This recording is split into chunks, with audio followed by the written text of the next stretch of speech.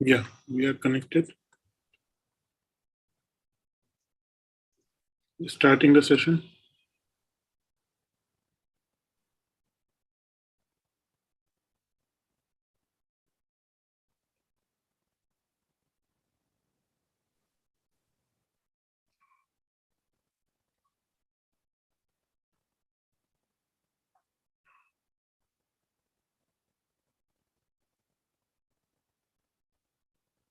Yeah, go.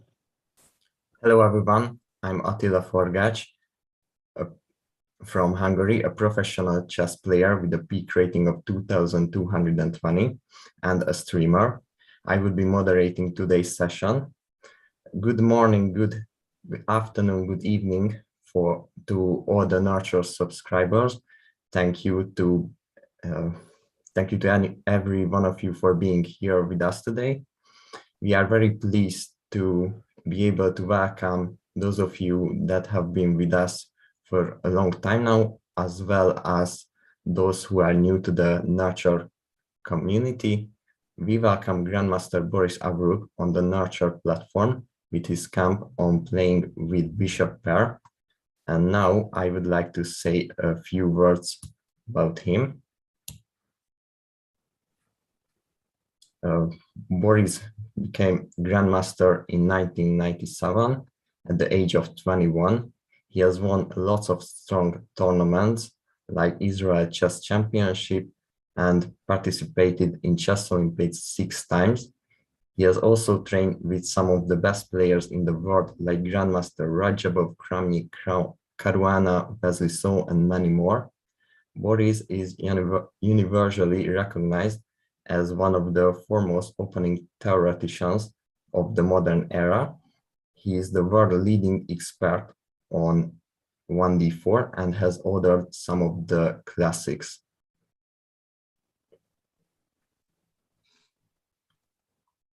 Now I would like to explain some do's and don'ts. Please use the chat box for answering, and please use the Q&A box to ask questions. Please avoid spamming in the chat and please avoid repeating the questions. Those of you who are unable to log in, so what should you do? As mentioned in our note place on the website, we are adding functionality and content. Please bear with us. You'll be able to enjoy the chess content from the masters as before very soon, and here's a link for that. Our next camp with Boris will be, the topic will be playing against the bishop pair. Here's a link for more information and also a coupon code to get it for free. Okay, and now, thank you. Welcome, Boris. How are you? Hi, Attila. Thank you for presentation.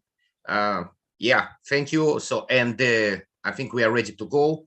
Just yeah, one second. I think I need. I think one second. So it should be just the screen.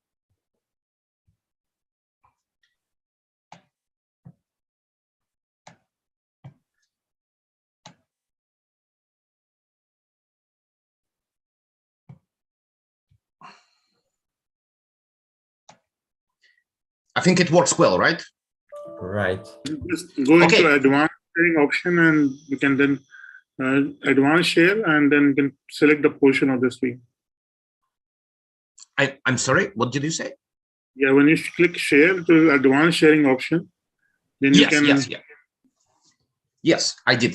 Okay, guys, thank you very much. Hello, good morning, good evening, good afternoon. Guys, welcome to my next lecture. It's already lecture number 2 this month, lecture number 6 of this series. This time, guys, we're gonna talk about so now you probably see, correct, guys? Yeah, I didn't click resume share, so yeah, I think now it's all right. guys, so okay, so some technical issues today. So we're gonna talk today about playing with bishop pair, and you probably like, well, what else new we can hear about, right? Like everyone knows the rules and stuff like that. Like probably, like, guys, I would assume like you read some positional manuals, and but I believe there could be something interesting still. So guys, we usually, if you work on some book which is like talking about positional rules, foundation, how to play with bishop pair, what do they say? What do they say, guys? How to play with bishop pair, what is the main rule? Yes, yeah, so yeah, I think like everyone knows, like at least like anyone who like read some book about middle game, so it's discussed. They say if you have a bishop pair, open up the position. Open up the position, and this is where you can benefit from bishop pair, right? And then they give you all the examples.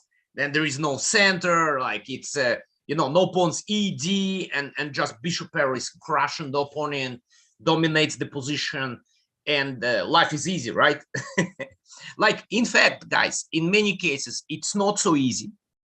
In many cases, obviously, you know, it takes time. It takes time. It's only in the book you already have some kind of like middle game position, and where it starts, it's pretty open already, right? And then you do just one exchange and everything is good.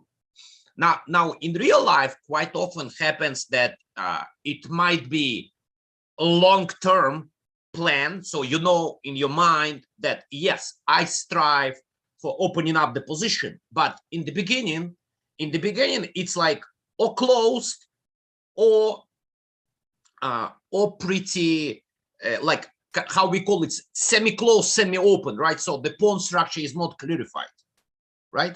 So somebody mentioned that there is also one more rule.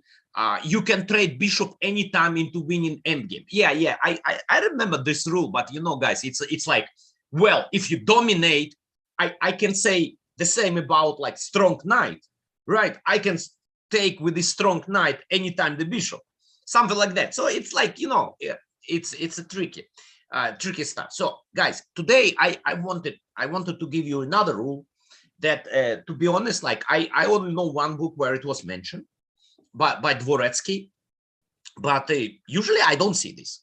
But this rule applies actually to other situations as well. So this rule is, and it can be also very important. Why this rule is very important? Because it can be used short term, right? So like what I was talking, yes, everyone knows long term we will strive for opening up everything, right? But it might not working right now, you know, you don't see the opportunities to do it, but short term plan can be very, very practical. So how it's called, how it's phrased, to open up the bishop, whichever, or like, let's say not to open up, to activate the bishop, whichever color your opponent does not have. So maybe it's a complicated phrase, but it's actually pretty simple English. It's just a long one, right? Again, activate the bishop, whichever color your opponent does not have. Now, when we have bishop pair, the majority of the cases will be against opponent's knight and bishop. The majority, of course, there are situations when there are two knights, obviously, right? But if you check the games, even the book, you will see that the majority, it's against bishop and knight, right? So he will have one bishop, but the second bishop will be like missing. So we'll try to activate this bishop. Guys, very, very important rule. It also applies, you know, it also applies to the situations when you don't have a bishop pair. You have bishop against knight. You try to activate this bishop, right? You exchange down. You have bishop against rook. You activate this bishop. Now, the reason why it's strong, because once you activate, there is no opposition. Like he cannot go like, well, you control the diagonal, bring his bishop. He doesn't have a bishop and trade. and neutralize. He cannot do this with the queen, right? So you activate, it's active. That's the point, right? Guys, I wanted, so let's go. I wanted to start with the game that, we will do. Those who attended my classes, that at some point, like, we kind of do interactive. I'll ask you a question. You will have opportunity to answer, but one answer per person, right? Because otherwise I wouldn't be able to understand and like highlight your answer, right? So I'll ask a few critical moments. We'll see. We'll have time for one or two examples, but let's go with the first game. And remember this rule, and we will discuss this rule and how it's played out. E4, A6, D4, D5. So this is the game, guys. This is the game. That's pretty old game played in Soviet Union. It's like not in Russia, Soviet Union, 1972. White is a grandmaster, black is international master. Who eventually, I'm not even sure he became a grandmaster, but he was famous coach. Now, I'm not telling you the names right now because probably you don't know. But at the end, guys, I can add, once you receive the PGN, you can get the names, right? Actually, game is not in database. Like I did the research. It's not in database. I had in my notes. Now, guys, French. We already can see, like, oh well, French means some issues with this bishop. Knight c6, rare line, right? It's much more, well, not very rare, but c5, c5, knight f6, d4, much more popular. So knight c6 was played in this game, like knight f3, knight f6. That's the idea. e5, knight d7. But I don't know, like, I don't know what's the current standing of the theory, but some time ago, it was pretty popular. It was pretty popular. I can tell you guys the funny story that many of my students failed at least the first game in this line when they reacted c3 in this position, and then black strikes with e5, and kind of like, it's still theoretical, but I think black is doing really great. So I remember how, like, everyone is coming, oh, what to do after knight c6, what to do after knight c6, and well, of course you play knight f3. You control d5. So very simple, right? Knight f6, e5, knight d7, bishop b5. Yeah, probably it's not the best. It's not the best idea, even though, like, there are a lot of games. Objectively speaking, not the best idea. The point is, after a6, they take, right? So here, guys, we got the position. Which is, we have a bishop pair, but we cannot say proudly, right? How, like, well, we have advantage because bishop pair, because, like, the next question will be, what about your bishop on c8? How good it is, right?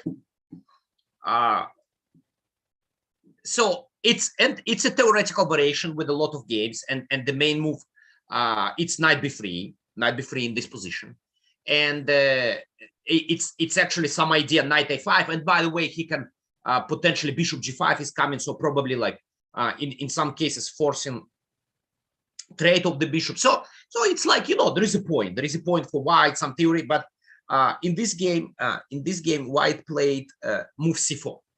White played c4. So how do we feel, guys? How do we feel about this position? How you would respond to c4? What do you think, guys?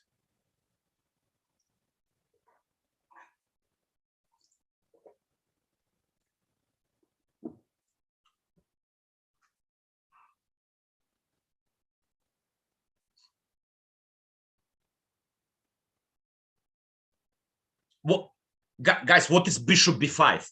Money. Can you fix the move bishop b5? What is this?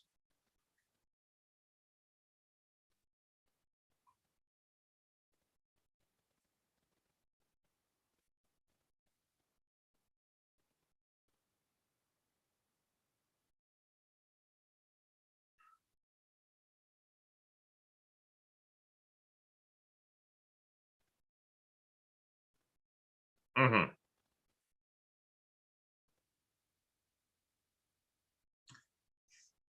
A lot of different moves.